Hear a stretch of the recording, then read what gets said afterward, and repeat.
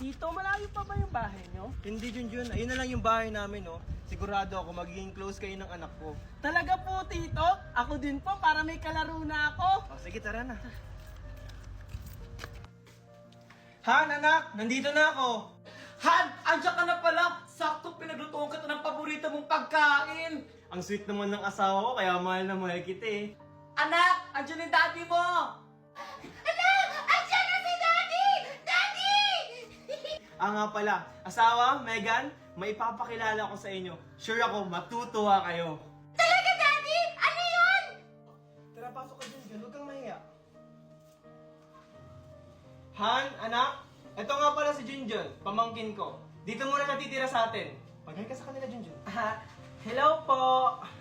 Ano? Dito mo yung papatirahin? Dagdag pala mo na naman yan. Hindi mo nga kami kayang buhayin ng anak mo. Magdadagdag ka pa! Oo nga, Daddy! Valerie, Megan, huwag naman kayong ganyan. Nakakaya sa bata. Tsaka huwag kayong mag-alala. Gagawa ko ng paraan. Magdodoble sikap ako. Ano ba naman yan? May kahati na ako. Asa ba kasi magulang ng batang yan? Bakit dito mo yung papatirahin? Valerie, tama na. Nasa abroad kasi yung mga magulang niya kaya sa akin siya ibinilin. Ah, ganun ba? Junjun, tara, kain tayo. Ang sarap pa naman ng luto ko. Tara, honey, kain tayo. O ikaw, Megan, paghainin mo si Junjun, ha? Ha? Sabi ko na nga ba eh. Oh, Junjun, ito yung masarap namin na ulam, Thank ha? you po. Kasi alam ko, pagod na pagod ka sa biyahe. Pasensya ka na, Han. Oh, Megan, yung plato ni Junjun. Ito na po, Mami. Sabi ko na nga ba, naaagawan ako. Manda ka talaga sa akin. Magpakabusog ka, Junjun, ha? Oh, ito yung plato mo. O anak, dahan-dahan naman. Ay, sorry po, Daddy. Napalakas ko lang po. Tito, wait lang. O bakit, Junjun? Sana hindi po kayo magalit. Bakit? Ano ba yung sasabihin mo?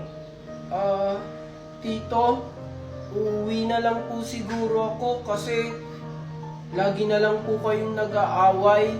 Ano ka ba, Junjun? Wala ka nang uuwian. Tsaka, hindi naman ikaw yung dahilan kung bakit kami nag-aaway.